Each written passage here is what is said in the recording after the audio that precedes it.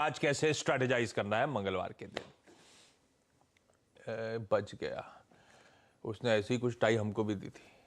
दो ऑप्शन थे, अपन ने थोड़ा बदल दी, नहीं तो दोनों सेम लग रहा है। मेरी भी देखो। हाँ बिल्कुल, बस फोन वोन करके पूछते नहीं है कि बम्बई में वार्डरोब कैसी है। Same to same. Shirt black थे। अच्छा, पहले ग्लोबल क्यूज।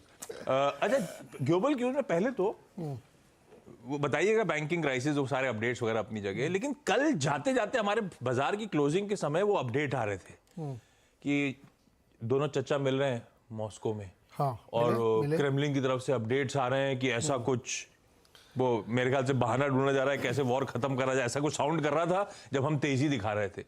वो किसी एजेंसी से रिपोर्ट्स आई थी, उसके बाद कुछ फर्दर कॉन्क्रीट डेवलपमेंट आया नहीं आया? मिले, मुलाकात हुई, वहाँ पे गए और एक तरीके से कहे तो पॉस्चरिंग की उन्होंने इंटरनेशनली कि हम सीज फायर कराना चाहते हैं। जेलेंस्की से भी शायद मुलाकात होगी शी जिनपिंग की, लेकिन उसमें एक दिक्कत ये आ रही है कि आप सॉलिडारिटी दिखा रहे हैं रशिया के साथ। शी जिनपिंग उनके साथ खड़े हैं और जिस परिस्थिति में अभी है इसी में आप सीज फायर करना चाहते हैं, जो कि यूक्रेन को और ना ही वेस्ट को एक्सेप्टेबल है। बल्कि यूएस ने तो एकदम मना कर दिया, खंडन कर दिया कि ऐसा नहीं हो सकता, कि मतलब सब ठीक है, जितना हमने कब्जा कर लिया सब अंदर है, और फर्दर उन्हीं टर्म्स पे जो रशिया कह रहा है कि वो सेनाएं पीछे जाएंगी, आप उस बॉर्डर को मानेंगे, नेटो की मेंबरशिप नहीं देंगे, जो कि होना नहीं है। तो इसलिए उस पोस्चरिंग में कुछ दम नहीं लग रहा है। बल्कि मुझे तो ये लगता है कि इससे थोड़ा वेस्टर्न वर्ल्ड नाराज़ हुए कि ये वहाँ की जो 2 दिन की विजिट है और उसमें उस इलाके में जाएंगे मिस्टर पुतिन जहाँ पे उन्होंने कब्जा कर रखा है ऑलरेडी, वो डॉनबास और ये सब वाला। हाँ, डॉनबास, ये दोनों लोग जाएंगे? नहीं, अकेले जाएंगे। हाँ। ये नहीं जाएंगे।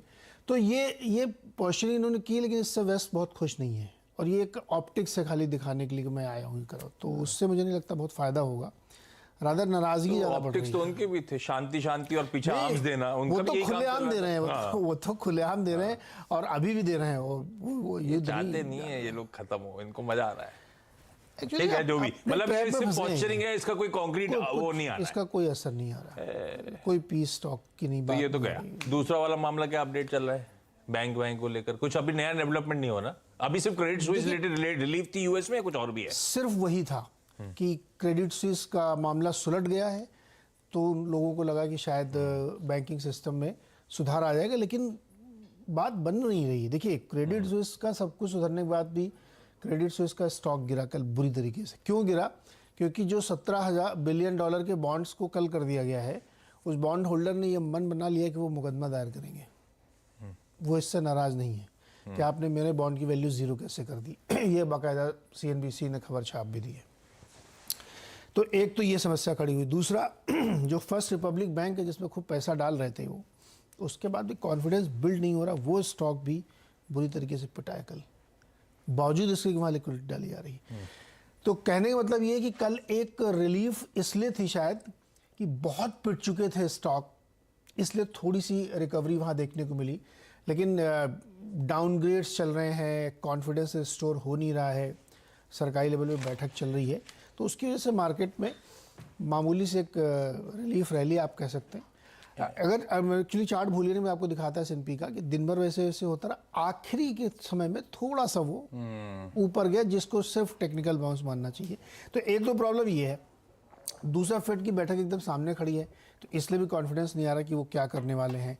अब 73% पोल के लोग मानते हैं कि 25 बेसिस पॉइंट हाइक होगी, और बाकी लोग मानते हैं कि स्किप हो सकती है। स्किप नहीं करेंगे ऐसा, फिर तो लोगों को लग जाएगा कि नहीं लगता इतना गलत पड़ा है। थोड़ी तो मूंछ के बाल भी कुछ इंपॉर्टेंट होते हैं। एक्चुअली दूसरे गलती झेल रहे हैं ना वो, जो भी हो, फेड की गलती नहीं, लेकिन अब बेचारा वो झेल रहा है। तो ये देखने को मिला। तो नेट ये है कि माहौल ख़राब है। अमेज़न ने कहा 9000 नौकरियां हम और काटेंगे, तो लगातार माहौल उसी टाइप का बना हुआ है। मेरे हिसाब से ये रैली सस्टेन करना मुश्किल लग रही है मेरे को। तो रिलीफ रैली सस्टेन करना मुश्किल है। हाँ, रिलीफ रैली सही वर्ड है, रिलीफ रैली सस्टेन नहीं करेंगे। दिक्कतें हैं जैसे की, तो अगर कोई होप जाग रही थी कल क्लोजिंग के टाइम हमारे भारतीय बाजारों की कि ऐसा कुछ होने वाला है। आप देखिए ना, 2 साल का बॉन्ड कहाँ पहुंच गया, फिर 4% के करीब उछल के फिर वहीं पहुंचा।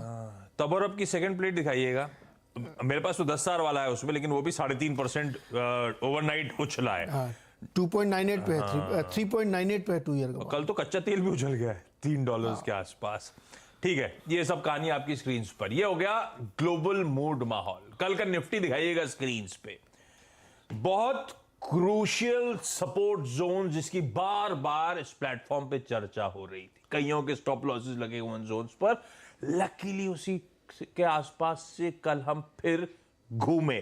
कल हमारे 16,828 ये इंट्राडे लोस थे। तो वो जो क्रूशियल जोन से 16,800 850 के।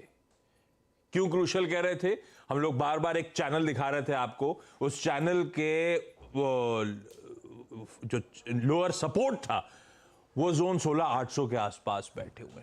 हमारे प्रीवियस स्विंग लोज जो थे वो सितंबर 2022 के, वो भी इन्हीं जोन्स के आसपास हैं, 16,818 के आसपास। और बिल्टअप तो खैर अपनी जगह। तो उन क्रूशियल जोन से घूमे। एक बार निफ्टी का ये हफ्ते भर का जरा निफ्टी दिखाइएगा डायरेक्टर साहब, यही कैंडलस्टिक में। तो ये देखिए, दो डोजी इंडिसाइसिवनेस बुल्स और बियर्स के बीच में, उसके बाद एक बुलिश हैमर बनता हुआ। मंदड़ियों ने कल बेचने की कोशिश करी, लेकिन तेजड़ियों ने एब्जॉर्ब करी उस सेलिंग को, और हम डेज रिकवर करके बंद होते हुए नजर आए। तो बुलिश हैमर आमतौर पे सिग्नल करता है ट्रेंड रिवर्सल। पर वीरू, ये टेक्स्ट बुक नॉलेज किसी काम की है या नहीं भैया? कैसे अप्रोच करूं? कल ऐसे आपने कहा था, कल आपने कहा था कि लग रहा है इंट्राडे में प्रेशर के बाद थोड़ी सी रिकवरी प्ले आउट हो सकती है। हुई। अब करना क्या है? ये क्या कोई वाकई 16,800 850 जोन्स के आसपास हम एक बेस फॉर्म करने की कोशिश कर रहे हैं? उसका कंफर्मेशन कैसे आएगा और मार्केट्स को लेकर अप्रोच क्या है? गुड मॉर्निंग आशीष, गुड मॉर्निंग नीरज।